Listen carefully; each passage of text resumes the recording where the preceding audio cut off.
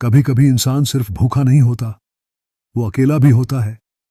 वो थका होता है, टूटा हुआ होता है, लेकिन दुनिया सिर्फ उसकी थाली देखती है, उसका हाल नहीं। आज की कहानी एक ऐसे बाप की है जो हर रोज मेहनत करता है ताकि उसका चूल्हा जले, और एक ऐसा बेटा जिसे कभी चूल्हे की राख भी नहीं दिखी। ये कहानी है सच्चाई की, रिश्तों की और एक बुझते हुए चूल्हे की। ऐसी ही दिल को छू लेने वाली कहानियों के लिए अभी सब्सक्राइब करें मिनी टीवी हिंदी। गांव के कोने पर मिट्टी की बनी एक झोपड़ी में रहता था भोला, उम्र 60 के पार, लेकिन काम अभी भी रोज का था। कोई कहे तो वो गरीब था, लेकिन उसकी आंखों में कोई शिकवा नहीं था। वो दूसरों के खेतों में काम करता, दिन भर मिट्टी में सना रहता और शाम को लौटकर झोपड़ी के बाहर बैठे चूल्हे को जलाता। वही चूल्हा जो उसकी जिंदगी का हिस्सा बन चुका था। उसका बेटा गोविंद जवान था, मजबूत था, पर जिम्मेदारी से कोसों दूर।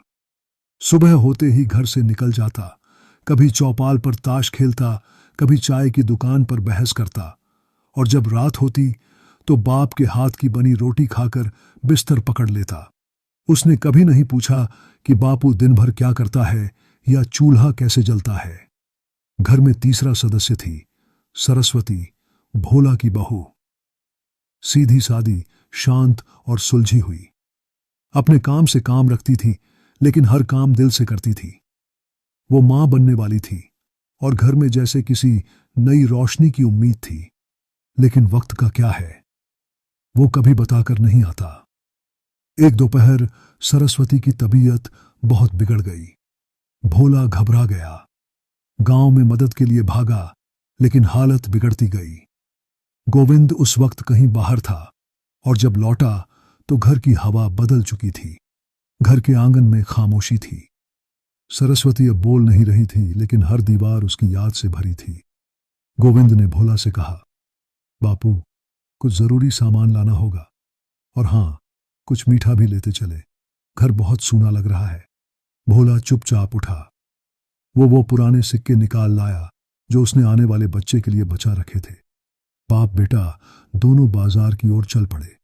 रास्ते में गोविंद मजाक करता रहा, बापू, एक दिन ऐसा आएगा जब हम भी चैन से जिएंगे, देख लेना। भोला मुस्कुराया नहीं, उसकी आंखों में सिर्फ थकान थी। जब दोनों घर लौटे तो चूल्हा ठंडा पड़ा था। गोविंद मिठाई खाने बैठ गया और भोला चुपचाप उस बुझे चूल्हे के पास बैठ गया।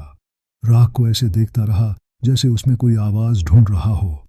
वो चूल्हा अब भी वही था, मिट्टी से बना हुआ, मगर आज उसमें न आग थी, न रोटी की खुशबू, सिर्फ राख थी। और उस राख में बसी थी कुछ अधूरी बातें, कुछ बेमन रिश्ते और एक बूढ़े बाप की चुप्पी।